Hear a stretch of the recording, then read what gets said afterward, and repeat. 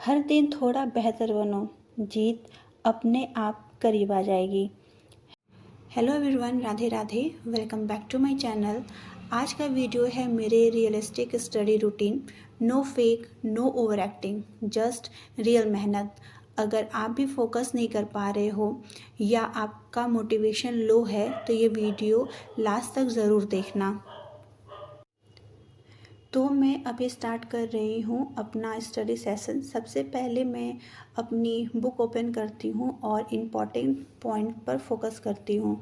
मैं एक rule follow करती हूँ कि मुझे समझकर पढ़ना है, रट्टा नहीं मारना है। अगर आप एक बार कॉन्सेप्ट समझ जाएंगे तो कभी आप नहीं भूलेंगे। जब भी कोई टॉपिक मुझे डिफ़िकल्ट लगता है तो मैं उसको स्किप नहीं करती हूँ, मैं उसको ब्रेक कर लेती हूँ स्मॉल पार्ट्स में। जब भी मुझे कुछ समझ में नहीं आता है ना तो मैं बोल बोल के पढ़ना स्टार्ट कर देती हूँ और मुझे वो समझ में आने लगती है। तो मेरा जो भी डिफ़िकल्ट पार्ट होता है या जो मुझे लगता है कि बहुत ज़्यादा हार्ड है, मैं वहाँ पे सिर्फ बोलना स्टार्ट कर देती हूँ, बोल बोल के पढ़ती हूँ और इससे मुझे ऐसा लगता है कि सब मेरे दिमाग में फ़िट होते जा रहा है। तो अभी मेरा जो सुबह का सेशन था उसमें मैं हिंदी साहित्य पढ़ रही हूँ और जो मैं ये बुक पढ़ रही हूँ, मैं हर वीडियो में इस बुक का नाम का बताती हूँ कि ये गोविंद पांडे और सरस्वती पांडे की बुक है।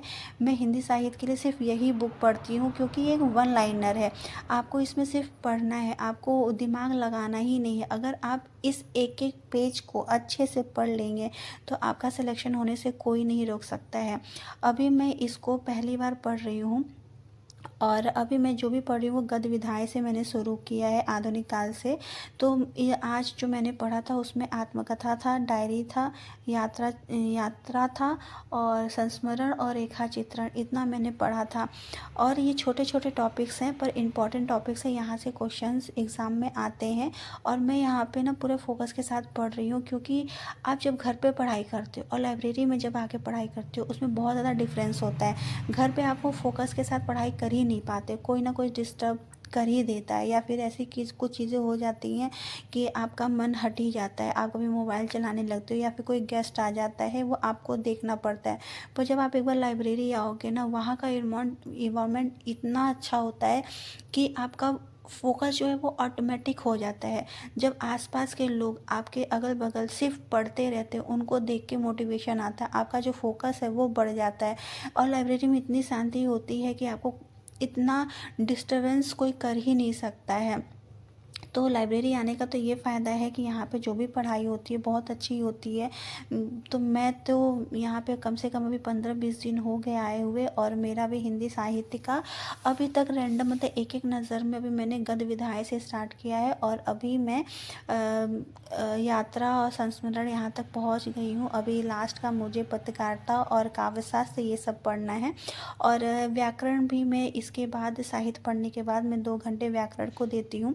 और मुझे जो भी पॉइंट लगता है ना कि ये ज़्यादा इम्पॉर्टेंट है उसके लिए मैं स्टिकी नोट्स पे लिख लेती हूँ और उसको सामने डेस्क पे या बुक में चिपका लेती हूँ। क्योंकि मैं जब उस पेज को पलटूँ तो मुझे वो पूरा पेज ना पढ़ना पड़े, वो सब के सब मेरे सामने आते जाए और उसको मैं मतलब मेरा टाइम वेस्ट ना हो। इस वजह से मैं स्टिकी नोट्स का यूज़ करती हूँ। इससे क्या होता है कि मेरा समय बचता है और मैं आसानी से आगे पढ़ सकती हूँ। मैं 2 घंटे पढ़ने के बाद थोड़ा सा ब्रेक ले लेती हूँ क्योंकि आप लगातार जब पढ़ते रहते हैं तो आपका जो दिमाग है ना वो थक जाता है। इस वजह से 5 मिनट या 10 मिनट का मैं ब्रेक ले लेती हूँ, मैं बाहर जाके थोड़ा सा वॉक कर लेती हूँ और फिर 2 घंटे के बाद मैं अपना पढ़ाई कर लेती हूँ। तो मेरा जो अभी रूटीन चल रहा है कि मुझे 2 घंटे साहित्य पढ़ने, 2 घंटे व्याकरण पढ़ने, क्योंकि मेरा वो मेन सब्जेक्ट है हिंदी, इस वजह से हिंदी पे मैं ज़्यादा फोकस करती हूँ।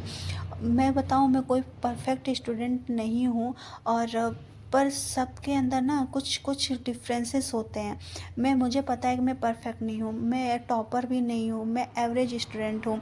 पर डिफरेंस ये होता है कि कुछ लोग ऐसे होते हैं कि वो रुक जाते हैं और कुछ लोग हार जाते हैं, पर मैं उसमें की नहीं हूँ।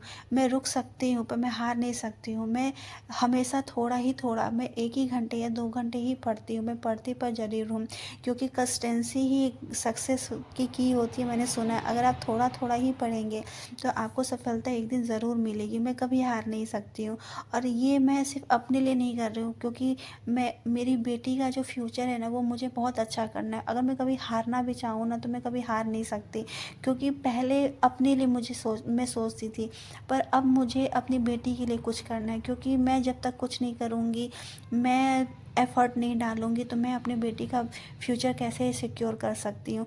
इस वजह से मैं कभी रुकती ही नहीं हूँ। मैं यहाँ पे इतना मेहनत कर रही हूँ, मैं अपना 100% देती हूँ, कि मुझे अपने ऊपर ये गिल्ट ना हो कि काश मैंने थोड़ा सा मेहनत कर लिया होता, थोड़ा सा मैं अपने ऊपर एफ़र्ट कर ली रहती, तो मैं कुछ अच्छा बन सकती थी।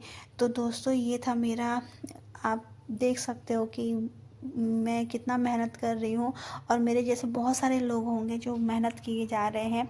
बस आज का जो स्टडी सेक्शन है, यही एंड करती हैं। अगर आपको ये वीडियो पसंद आई होगी तो लाइक करो, और सब्सक्राइब करना मत भूलना। Stay focus, keep study. See you next blog. मिलेंगे अगले ब्लॉग में, तब तक ले राधे राधे, जय श्री कृष्ण।